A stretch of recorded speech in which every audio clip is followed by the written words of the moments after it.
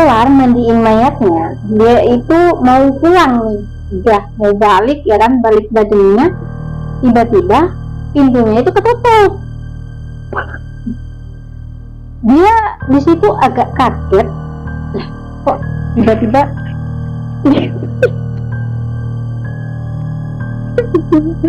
Oke, lanjut. Hai, assalamualaikum warahmatullahi wabarakatuh. Terima kasih sudah nonton video ini. Kali ini saya akan membawakan kisah tentang seorang pemandu jenazah tiba-tiba dia masuk ke dimensi lain. Gimana ceritanya? Cek it out.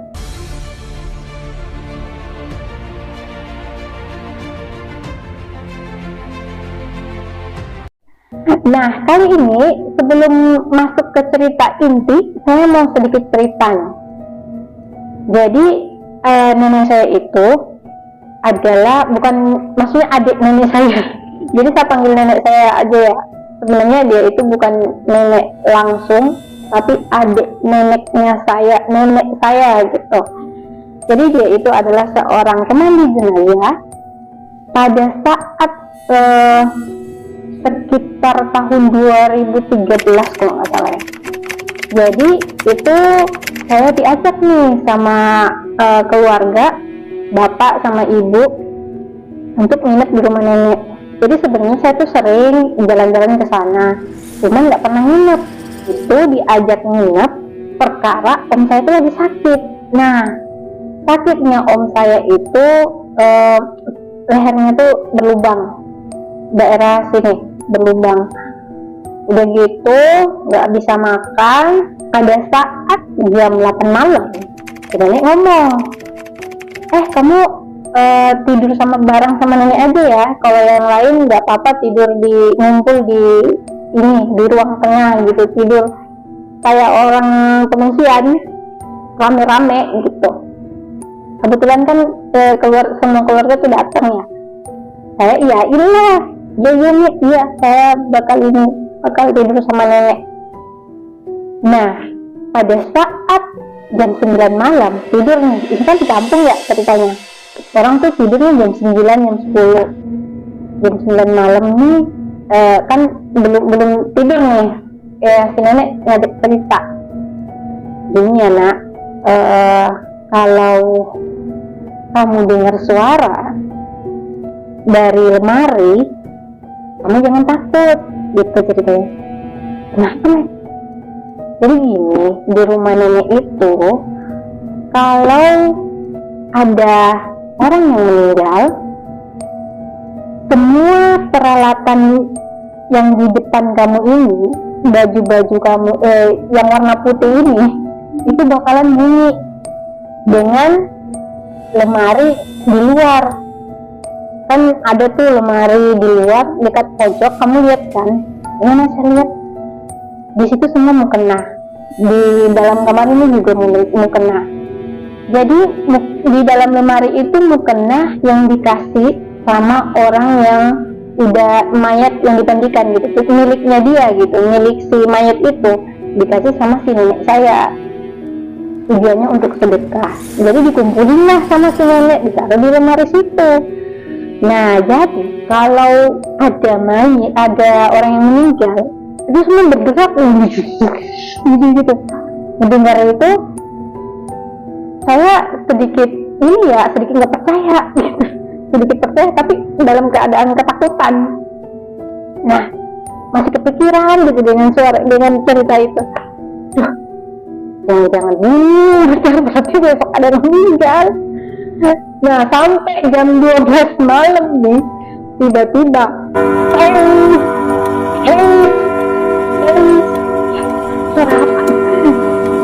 ternyata itu sudah jam ini loh yang jam jadul. Nah, dari sebenarnya itu saya baru dengar ya, saya kan sudah sering ke situ, cuman nggak berpapasan dengan jam itu bunyi. Saya kaget jalan itu suara lemari berbunyi gitu. Tapi sebenarnya nggak masuk akal sih itu suara bunyi suara lemari orang itu ini kok. Saya pikirnya ada benda gitu dalam lemari terus berbunyi gitu, mungkinnya kayak gitu. Ini ada juga nih cerita dari teman saya. dia itu punya, saya nggak tahu ini saya habis cerita di video atau gimana, dia itu punya kakek dan hobinya itu, ini bukan hobi ya, maksudnya dia itu sebenarnya awalnya ingin beli kain kafan untuk dia sendiri, si kakek ini. Kalau dia meninggal supaya orang tuh nggak repot nyari-nyari kain kafan kemana-mana, dia beli. Awalnya kayak gitu rencananya. Karena ada satu tetangganya yang benar-benar membutuhkan, dikasihlah kain kafan itu. Kain kafan, jadi dia beli lagi si kakek ini, kakeknya teman saya ini. Nah, ada lagi yang meninggal, dikasih lagi sama dia. Alhasil dia itu punya rencana untuk beli kain kafan banyak untuk warga-warga yang membutuhkan. Jadi kalau ada yang meninggal tuh sisa ngambil ke rumahnya teman saya itu. Nah, jadi pada saat itu teman saya ini bersama sepupunya dia lagi nonton TV nih, lagi asik nonton TV. Itu kan deket banget ya sama TV itu lemarinya. Tiba-tiba kunci gemboknya itu ini kayak kebuka, kayak mau ada yang maksa buka gitu. Gitu. Larilah mereka, lari gitu. Nah dia ini laporan sama kakek atau kenapa tuh gemboknya lemari ini tempat kain kafan jenazah tuh goyah. Terus si kakek dengan santainya ngomong, oh pasti ada yang meninggal. Nah kebetulan si ini teman saya itu baru juga di situ, jadi dia baru tahu kalau lemarinya tuh suka gitu. Jadi hampir mirip lah ceritanya saya sama si teman saya ini. Saya udah capek cerita, ada nggak suaranya? Oke, lanjut. Sama juga nih sama penjual kain kafan itu di daerah saya, itu kayak gitu juga ceritanya. Jadi kalau ada yang meninggal itu tempatnya itu bakalan goyang sendiri. Nah jadi intinya sesuatu yang berhubungan dengan mayit itu akan memberitahukan kalau ada yang meninggal, kayak gitu ceritanya. Nah kali ini tuh beda ceritanya, dia itu sampai masuk ke dimensi lain. Nah kali ini masuk di cerita. Nah kali ini tuh ceritanya dari, sebut aja namanya Pak Badrun. Nah si Pak Badrun ini punya cerita dari tahun 1979. Ya saya belajar bunuh jahil. Oke lanjut. Nah jadi si Pak Badrun ini sebenarnya pada 2 hari sebelumnya dia itu emang dapat mandikan jenazah itu pada malam hari. Dia berturut-turut 2 malam hari nih. Berturut-turut pada 2 malam hari. Berturut-turut pada 2 malam. Ya, pokoknya ngerti lah. Pokoknya 2 malam dia ini dapat jenazah dimandikan gitu. Jadi kualitas tidurnya tentu kualitas tidurnya nggak baik kan. Ada suatu ketika jam 6 sore dia dapat telepon nih dari bosnya dia, katanya di rumah sakit sebelah itu lagi pemandi jenazahnya itu lagi nggak ada, dia lagi sakit katanya gitu. Jadi dia si Pak Badrun ini diminta tolong untuk ke rumah sakit tersebut untuk mandikan jenazah. Pak Badrun mengiyakan kalau dia akan berangkat ke rumah sakit tersebut untuk memandikan jenazah. Dia pergilah pada selesai sholat maghrib. Itu kan masih ada senja yang mau tenggelam kan, masih kelihatan lah jalan. Dia mengayun sepeda untuk berangkat ke rumah sakit tersebut. Gayung sepedanya. Nah ini perjalanan itu kalian masih ini ya, tahun 1979 itu kondisinya jalanan itu nggak seperti sekarang. Itu masih bebatuan, masih sekeliling itu belum ada lampu-lampu. Nah itulah kondisi Pak Badrun nih, menggayung sepeda. dia lirik kanan lirik kiri gitu. Ini kebetulan baru sholat ini mau jam 7 kan, udah mau masuk jam 7, baru selesai sholat maghrib. Nah dia pergi nih ke sana, ke rumah sakit tersebut, mau mandiin jenazah. Dia gayung menggayung kok dia ngerasa sambil gayung sepeda dia ngasih klinik nih, mana rumah sakitnya gitu, kok belum nyampe. Perasaan saya udah dari tadi nih menggayung sepeda nih, sekitar 3 jaman dia menggayung sepeda ini tapi kok nggak nyampe gitu. Rasanya jauh. Itu kan dia berangkat dari sholat maghrib kan, itu sekitar jam 9 malam nyampe nih. Dia ngeliat, oh itu rumah sakitnya. Di sepedanya ditaruh di depan rumah sakit. Dia ngeliat rumah sakitnya tuh rumah sakit lama, pintunya pintu terbuat dari jati. Dia agak heran nih, loh rumah sakit ini rumah sakit lama tapi pintunya tuh pintu mahal kayu jati kan. Dia buka lah, dan gak ada orang nih di luar nih, di parkiran gak ada orang sama sekali. Jadi dia nyari orang untuk nanya-nanya kamar jenazah di mana gitu. Nah dia buka lah kamar ini, dia buka lah rumah sakit nih, dibuka sama dia lihat ada salah satu gadis yang lagi sibuk ngurusin kayak dokumen-dokumen gitu, tapi membelakangi si Pak Badrun gitu, belakangnya lagi sibuk gitu kan. Dia di Pak Badrun ngedekatin nih si gadis ini. Nih dia tanya, iya Pak, kenapa? Ini kamar mayatnya di mana ya? Saya seorang pemandi jenazah, katanya di sini butuh pemandi jenazah, katanya gitu. Terus aja Pak, setelah dapat ruangan kamar mayat, setelah dapat ruangan melati, belok kiri. Dari belok kiri, setelah dapat kamar mayat, nah di sebelahnya itu ada kamar. Nah di sebelahnya itu ada tempat pemandian mayat gitu. Nah mayatnya tuh ada di situ, mayatnya tuh ada di situ.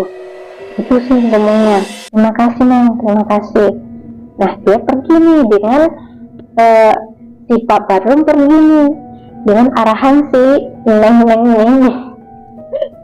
Si Neng ini dia pergi ya kan, jalan. Suasana koridor itu hanya ada lampu bolam yang sekitar 5 watt, dan di samping kiri dan kanannya itu gelap. Jadi biasa kan rumah sakit itu panjang ya ininya, koridor lagi, jalanannya mau ke ruangan tuh panjang gitu. Biasanya kiri kanannya memang gelap. Ya jalan nyari ya kan, nyari ruangan yang si mbaknya tunjukkan gitu. Nyari jalan, dia tuh sendiri, kayak bener-bener rumah sakit nggak berfungsi di tempat dia. Jalan sekitar 5 menit, tiba-tiba dia ketemu sama ruangan yang si mbaknya maksud, yaitu ruangan mayat. Ruangan melati dulu. Di ruangan melati itu katanya belok kiri nih si mbak. Nah si Pak Badrun belok kiri lah dia, ngikuti instruksi. Setelah belok kiri, ketemulah dia kamar mayat. Ketemu kamar mayat, di sebelahnya baru permandiannya, tempat mandiin mayat gitu. Dia melihat nih ada salah satu bapak-bapak parubaya yang sedang baring di permandian itu. Oh ini kali mayatnya. yang mau dimandikan. Udah, saya buru-buru mau mandikan gitu. Pada masuk ke ruangan mayit itu, dia mau hendak mandiin mayit nih ceritanya, yang lelaki parubaya itu. Lagi mau ngambil gayung, mau nyiram si mayit. Tiba-tiba ada suara dari belakangnya gitu. Pak, tolong Pak, saya belum meninggal. Terus, nah ngedenger itu, si bapak ini tiba-tiba merinding. Biasanya si bapak tuh nggak semerinding itu, kan dia udah beberapa tahun sering mandiin mayat ya, udah banyak kali lah. Tapi kali itu benar-benar berbeda. Tiba-tiba ada suara di dekat kuping kirinya gitu. Katanya dia nggak mendengar, minta tolong. Si bapak nggak menghiraukan suara itu, dia tetap aja nih nyiram si mayat ini, nyiram mandiin ya kan. Setelah selesai diberesin sama si bapak, si mayatnya, dia pokoknya buru-buru mau balik, mau pulang gitu. Kelar mandiin mayatnya, dia itu mau pulang nih, udah mau balik ya kan, balik bajunya. Tiba-tiba pintunya itu ketutup. Dia di situ agak kaget, kok tiba-tiba